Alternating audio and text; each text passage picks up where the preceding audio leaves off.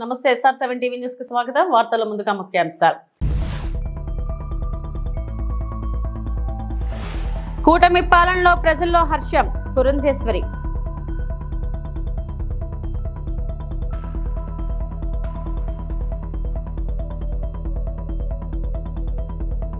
విశాఖ బ్రాండ్ను నిలబెట్టేలా ప్రభుత్వం కృషి చేస్తుందన్న మంత్రి నారా లోకేష్.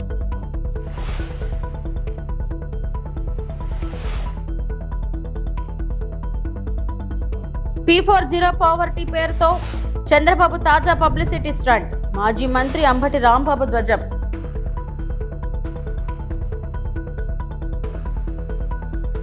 పాస్టర్ ప్రవీణ్ 3 గంటలు ఎక్కడ ఉన్నారో వీడిన మిస్టరీ.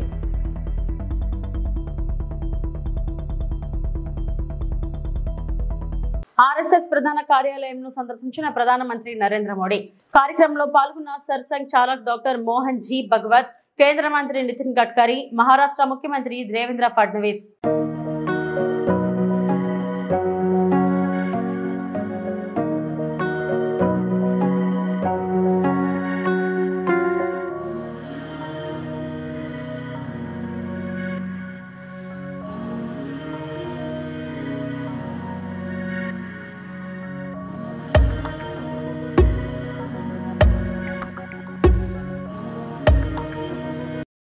రేషన్ కార్డుదారులకు సన్నబియ్యం పంపిణీ పథకం ఎన్ని తరాల మారినా చరిత్రలో నిలిచిపోతుందని తెలంగాణ ముఖ్యమంత్రి రేవంత్ రెడ్డి వెల్లడించారు. సూర్యాపేట జిల్లా హుజూర్ నగర్ లో సన్నబియ్యం పంపిణీ పథకాన్ని సీఎం ప్రారంభించారు. శ్రీమంతులు తినే సన్నబియ్యం పేదలు సైతం ఆరగించే రోజులు వచ్చాయని వెల్లడించారు. ఈ పథకాన్ని భవిష్యత్తులో ఎవరు రద్దు చేసే సాహసం చేయరని స్పష్టం చేశారు. వరి వేస్తే ఉరేనని గత పాలకులు బెదిరిస్తే క్వింటాకు 500 రూపాయల బోనస్ ఇచ్చి మరీ తమ ప్రభుత్వం కొనుగోలు చేసిందని తెలిపారు. 15 నెలల్లోనే దాదాపు హామీలను నెరవేర్చామన్న రేవంత్ బీఆర్ఎస్ పిల్లి శాపనార్థాలకు తన సంకల్పం చెక్కు చెదరదని స్పష్టం చేశారు. పెద్దలు ఉత్తమ్ కుమార్ రెడ్డి గారితో మాట్లాడిన, సహచర మంత్రివర్గ సభ్యులతో చర్చించిన, బట్టి విక్రమార్క గారిని ఒప్పించిన, ఇక దొడ్డు బియ్యం కాదు, ప్రతి పేదవాడికి ప్రతి ఒక్కరికి 6 కిలోల సన్న బియ్యం ఇవ్వాలి.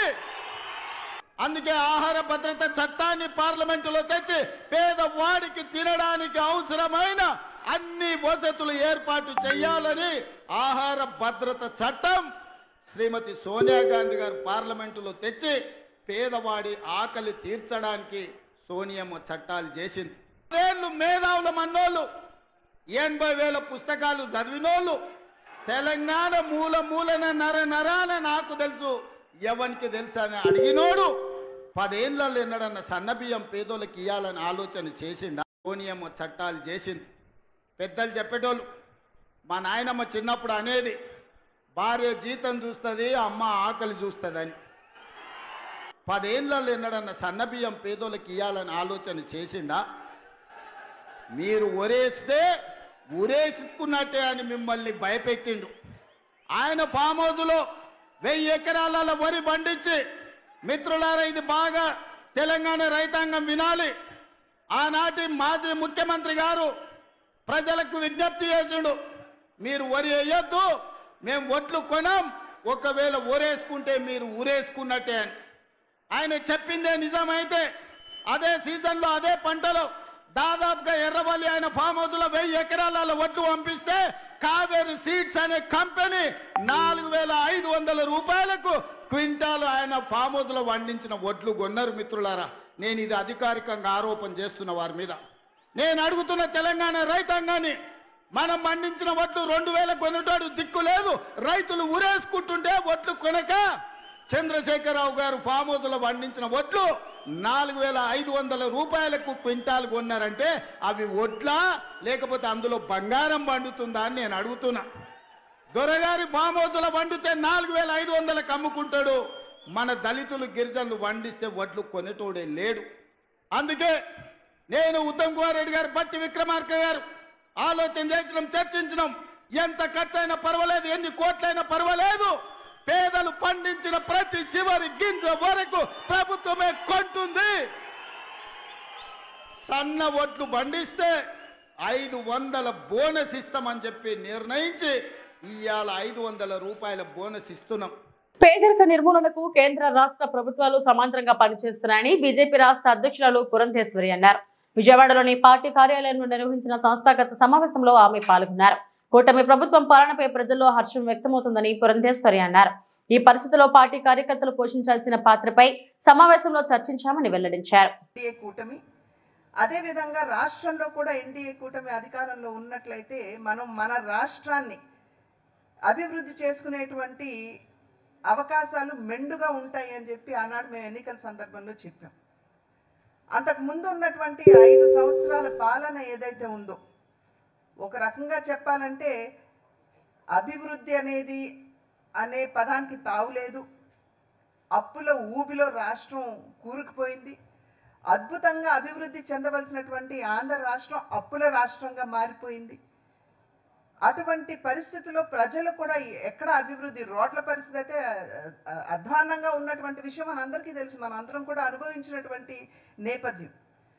అది మాత్రమే కాకుండా విద్వేషం, ఎవరైనా నోరు విప్పి ప్రభుత్వం ఈ పని చెయ్యలేదు అని కనుక చెప్పామంటే వెంటనే SC/ST అట్రాసిటీ యాక్ట్ పెట్టడం, వారిని జైల్లో పెట్టడం, ఇబ్బంది పెట్టడం, ఇటువంటి పరిస్థితులు మనం చూసాం. విధ్వంసంతో గత 5 సంవత్సరాల్లో వైఎస్ఆర్సీపీ తన పాలన ప్రారంభించింది. ప్రజావేదికని కూల్చివేసి విధ్వంసంతో వారి పాలనని ప్రారంభించారు. ఇవన్నీ కష్టాలు. ఒక్క పెట్టుబడి రాష్ట్రంలోకి రాలేదు. బిడ్డలకు ఉపాధి అవకాశాలు లేవు. మరి మద్యం తగ్గిస్తామన్నటువంటి వారు మద్యం ఒక మాఫియా తయారయ్యి మద్యం మాధ్యమంగా వారు డబ్బులు చేసుకున్నటువంటి విషయం మనందరికీ తెలుసు. ఇవన్నీ కూడా ఒక్కొక్కటి ఆ రోజు భారతీయ జనతా పార్టీ గట్టిగా తన గళం వినిపించింది. అటు మద్యం మాఫియా కావచ్చు, ఇసుక మాఫియా కావచ్చు, మట్టి మాఫియా కావచ్చు, మరి విద్యుత్తులో జరుగుతున్నటువంటి అవకతవకలు కావచ్చు, ఇవన్నీ కూడా భారతీయ జనతా పార్టీ తన గళం విప్పి గట్టిగా వినిపించినటువంటి విషయం ప్రజలందరికీ తెలిసినటువంటి నేపథ్యం. కనుకనే ప్రజలు ఇవాళ భారతీయ జనతా పార్టీని విశ్వసిస్తున్నారని చెప్పి మేమైతే నమ్ముతున్నటువంటి విషయం. ఇవాళ చూసినట్లయితే ఏవైతే ఆ రోజు భారతీయ జనతా పార్టీ గళం విప్పి వినిపించిందో అవన్నీ కూడా సత్యం అని చెప్పి ఇవాళ నిరూపణ అవుతున్నాయి. ఏ రకంగా అయితే మరి కేసులు కట్టవలసినటువంటి పరిస్థితి ఏర్పడుతుందో మనందరికీ తెలియనటువంటి విషయం కాదు. కనుక ఏదైతే భారతీయ జనతా పార్టీ ప్రజల పక్షాన నిలబడుతూ ప్రజా గళం భారతీయ జనతా పార్టీ కావాలి అనేటువంటి ఆలోచన ఏదైతే ఉందో దానికి కట్టుబడి భారతీయ జనతా పార్టీ ఇన్ని సంవత్సరాలు కూడా ముందుకు వస్తుంది. ఆ సందర్భంలో ఎన్నికల్లో మేము చెప్పాం, డబుల్ ఇంజిన్ సర్కార్ వస్తే ఖచ్చితంగా ఆంధ్ర రాష్ట్రం ఆ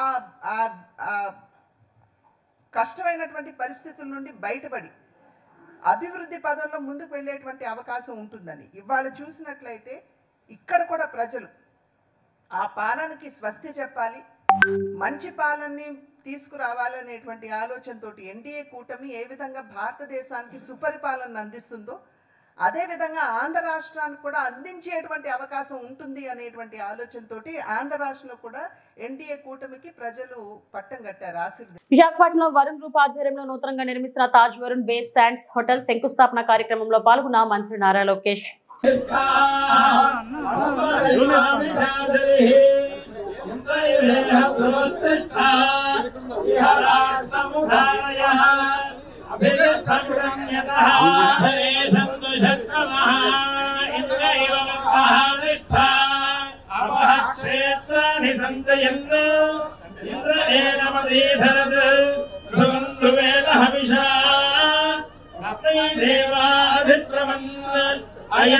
ब्रह्मणस्पति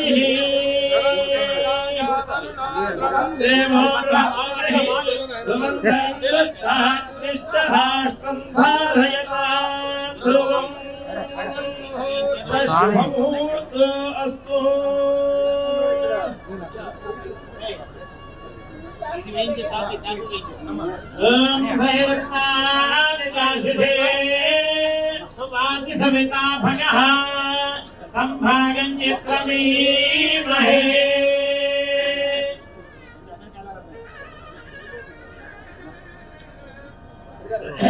ओम याजाता देवेभ्यस्त्रियं पुरा नागरभ्रूणा महमोषतं धामानि सप्तच अम्बो अम्बधामानि सहस्रमुखभोरुहः आधरकृत्वा योजमिमं मे अगरकृता पुष्पावती प्रसोवती फलिनीरफला उता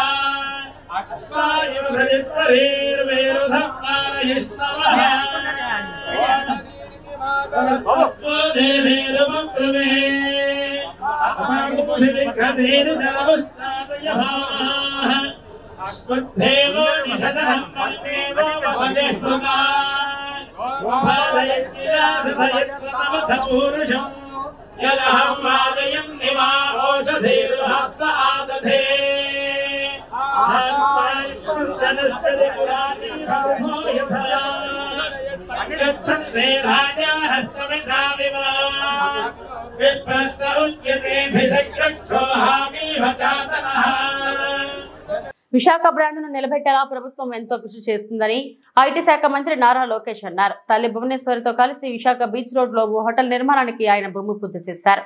ఈ కార్యక్రమంలో కేంద్ర మంత్రి రామ్మోహన్ నాయుడుతో పాటు రాష్ట్ర మంత్రులు అనిత, నాదెండ్ల మనోహర్, మాజీ మంత్రి అశోక్ గజపతిరాజు పాల్గొన్నారు. కూటమి ప్రభుత్వం రాకతో గతంలో తరలిపోయిన కంపెనీలు మళ్లీ వస్తున్నాయని లోకేష్ అన్నారు. విశాఖను ప్రపంచంలోని 5వ అతిపెద్ద ఎకనామిక్ సిటీగా తీర్చిదిద్దుతామని లోకేష్ అన్నారు. పెట్టుబడులు పెట్టేందుకు ఎవరు ముందుకొచ్చినా ముందుగా ఉత్తరాంధ్రలోనే ఏర్పాటు చేయాలని సూచిస్తున్నారని ఆయన కొనియాడారు. I understand in the last 5 years all of us have suffered, some more, some less. The many instances where Mr. Naidu even tried coming to Visakhapatnam and he was not allowed to leave Visakhapatnam airport. There were instances when Babu Garu wanted to go to Ram Tirtham and it was the then SPs themselves who personally ensured that dumpers and tippers blocked the road. So I think from that sad state of affairs today, I think there's a sense of liberation that all of us have. Last night I got a chance to meet with second, third generation entrepreneurs and all of them were sharing that feedback with me. But rest assured, we are in this for long run. As NDA, we're very committed to Visakhapatnam. If you look at it, Lulu that ran away and that publicly stated they'll invest in every state of India except Andhra Pradesh is now coming back and investing here in Visakhapatnam. And needless to say, the Varun Bay Sands would be an iconic building. Apart from the investments, I mean, we can talk in crores, but what got me excited is the number of jobs it's going to create. What is important for India today is the number of jobs we're going to create. And this is going to be a very important landmark to kickstart the economic activity here in Visakhapatnam. And what got me even more exciting is that it's going to be the first grade A office space that's going to be available in Visakhapatnam. So I guarantee the Varun Group that before you build, we'll definitely buy a tenant, and I know that we're going to do it in 2 years. And saying that, in the last 10 months, serious announcements have happened for Visakhapatnam. If you look at the ArcelorMittal project, it's a marquee steel city that's getting built here south of Visakhapatnam. TCS is going to start in Millennium Towers, and we're hoping in the next 1 month we'll be able to even allocate land for them to build a world-class development center here in Visakhapatnam. Apart from that, if you look at it in different parts of the state, LG Electronics, Tata Power, BPCL, NTPC, various other projects have really taken off. Through these projects, we envisage 8 lakh crore investments coming into Andhra Pradesh, creating close to 5 lakh jobs, which is, something substantive that we've been able to achieve in the first 10 months of the government. పశ్చిమ గోదావరి జిల్లా పాలకొల్లు 76 లక్షలతో 4 వార్డుల్లో అభివృద్ధి పనులకు శంకుస్థాపన చేసిన మంత్రి రామనాయుడు. పాలకొల్లు పట్టణంలో 27, 28, 18 వార్డుల్లో 76 లక్షలతో సిమెంట్ రహదారులు, డ్రైన్లు, కల్వర్ట్ నిర్మాణ పనులకు మంత్రి రామనాయుడు శంకుస్థాపన చేశారు. ముందుగా కూటమి నాయకులు వార్డులు మహిళలతో కలిసి భూమి పూజ జరిపి కొబ్బరికాయలు కొట్టారు. ఆయా వార్డుల్లో చేపట్టబోయే పనులను పరిశీలించారు. అభివృద్ధి పనుల శంకుస్థాపన శిలాఫలకాలు ఆవిష్కరించారు. మంత్రి రామనాయుడుకు ప్రజలు ఘన స్వాగతం పలికారు.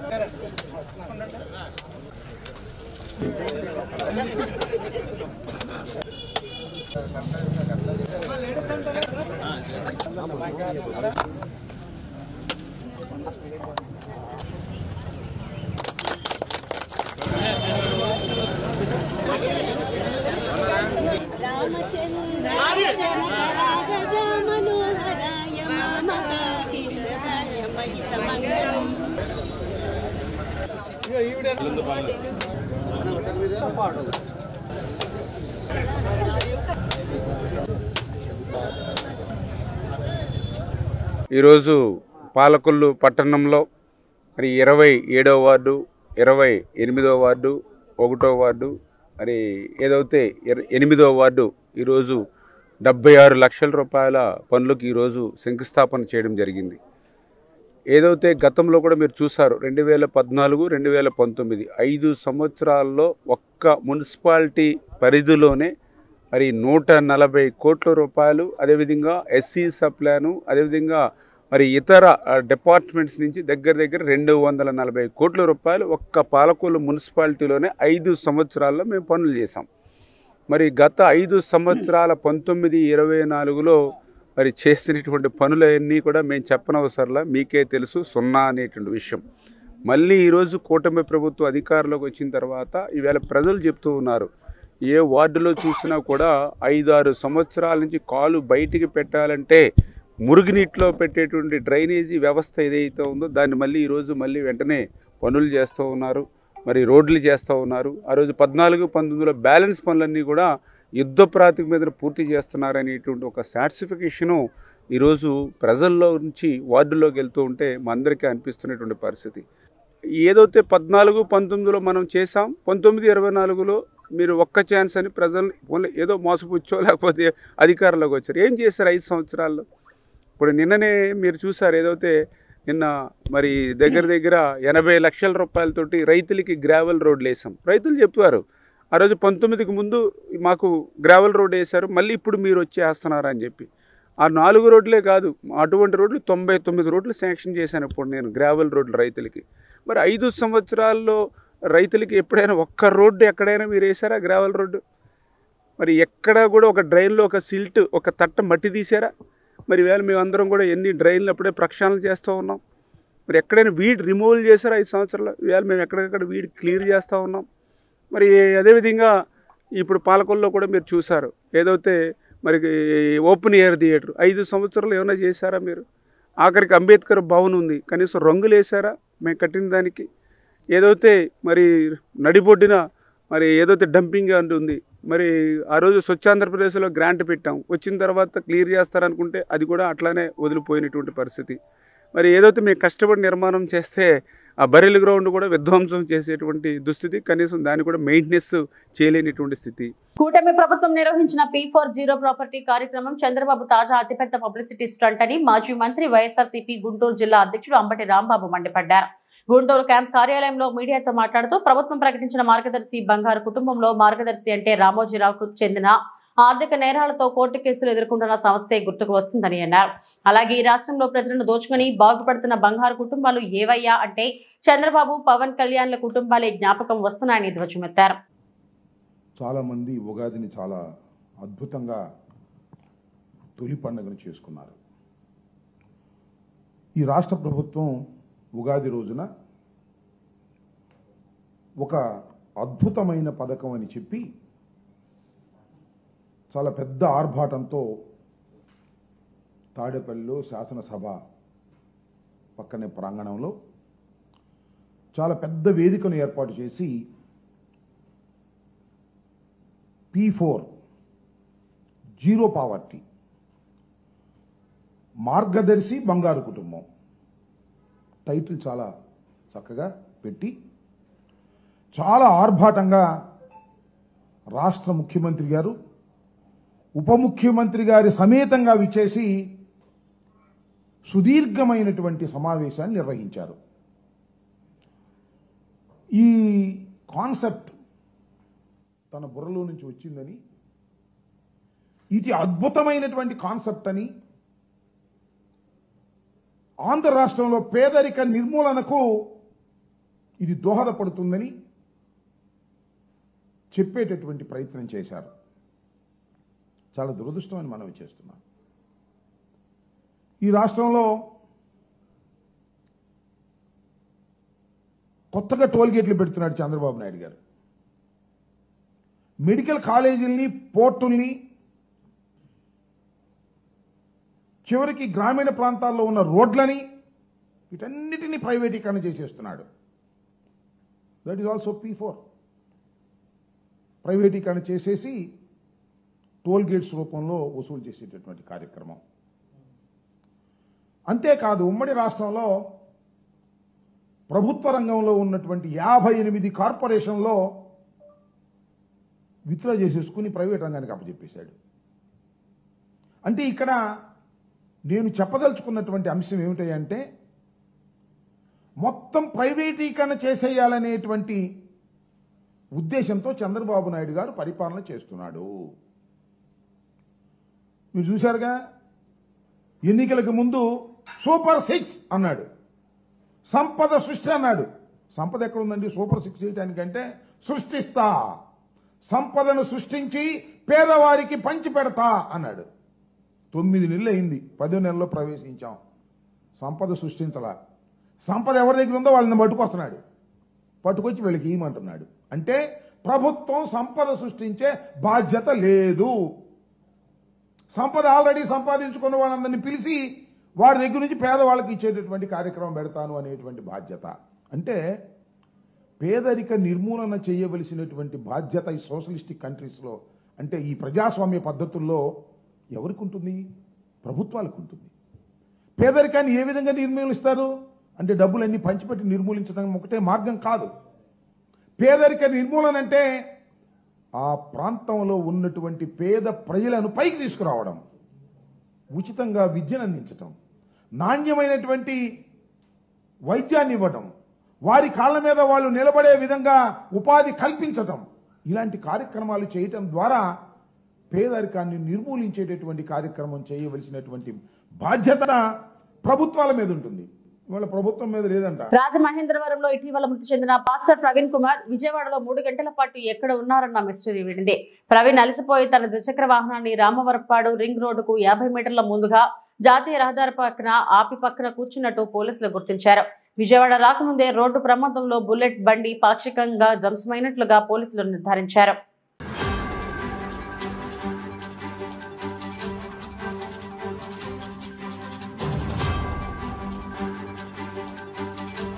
నర్సీపట్నంలో T20 టోర్నమెంట్ ప్రారంభం.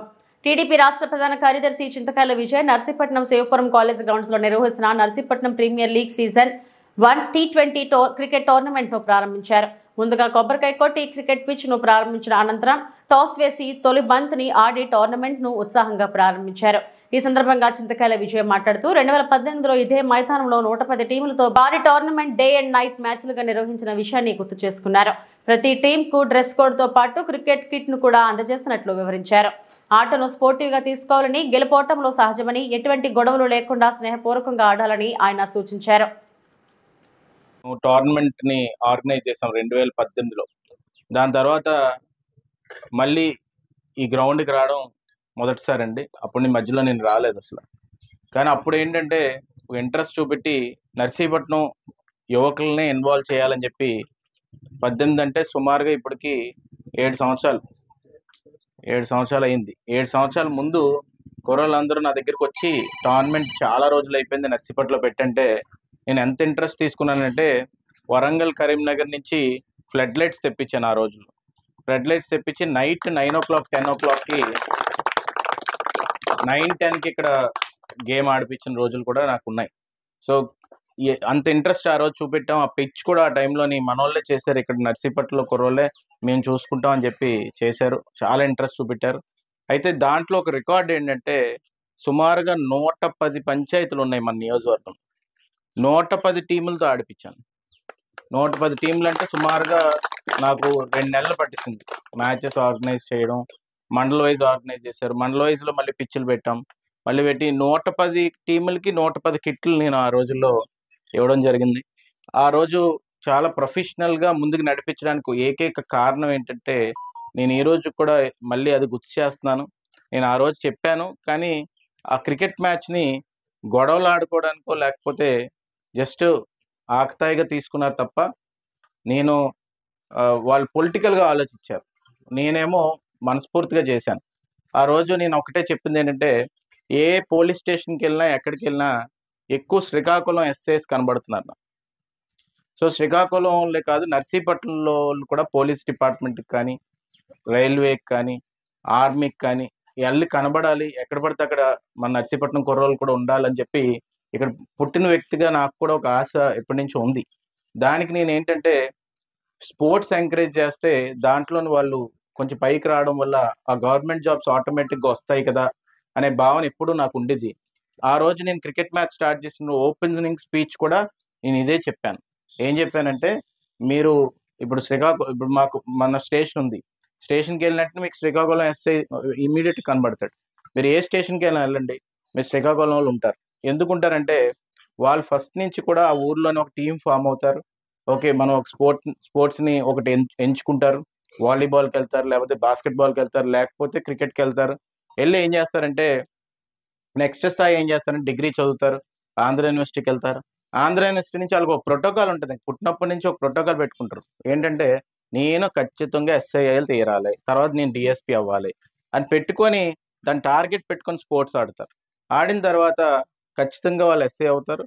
వాళ్ళు హైదరాబాద్ పంచకోటలోని ఓ నగల దుకాణాన్ని సితారా లాంఛనంగా ప్రారంభించారు. కార్యక్రమంలో నమ్రత శిరోద్కర్ కూడా పాల్గొన్నారు.